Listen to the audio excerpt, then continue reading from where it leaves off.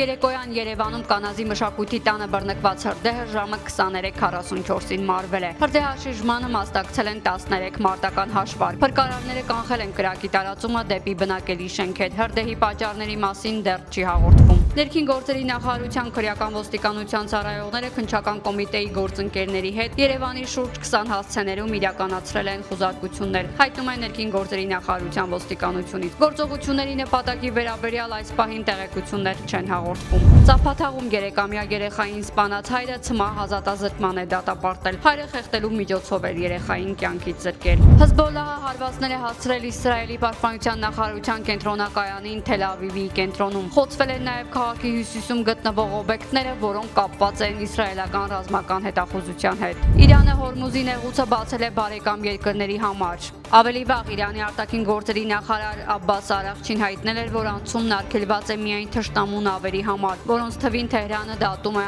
ԱՄՆ-ին եւ Իսրայելին։ Գերմանիան չի մասնակցի Հորմուզի նեղուցում ընթացող գործողությանը միջև հակամարտության ավարտը, հայտարարել է այդ երկրի պաշտպանության նախարարը։ Իրանի արտաքին գործերի նախարար Աբբաս Արաղչին շնորհակալություն է հայտնել հարևաններին, այդ թվում Հայաստանին մարդասիրական աջակցության համար։ Նա նշել է, որ պետք է շնորհակալություն հայտնել Աֆղանստանին, Թուրքմենստանին, Ադրբեջանին, Հայաստանին, Թուրքիային եւ նույնիսկ Սաուդյան Արաբիայի կառավարություններին համագործակցության համար իրանցիների տեղափոխման հարցում։ Ալեքսանդր Լուկաշենկոն եւ Կիմ Չեն Ընը ստորագրել են Բելարուսի Հանրապետության եւ Կորեայի Ժողովրդադեմոկրատական Հանրապետության միջև բարեկամության եւ համագործակցության մասին պայմանագիր։ Առնվազն 18 մարդ է զոհվել Բանգլադեշի կենտրոնական հատվածում ուղևորատար ավտոբուսի պատմագետն ընկնելու հետևանքով։ Զոհվածների թվում կան 3 երեխա եւ 11 կին։ 11 ուղևորի հաջողվել է լողալով փրկվել։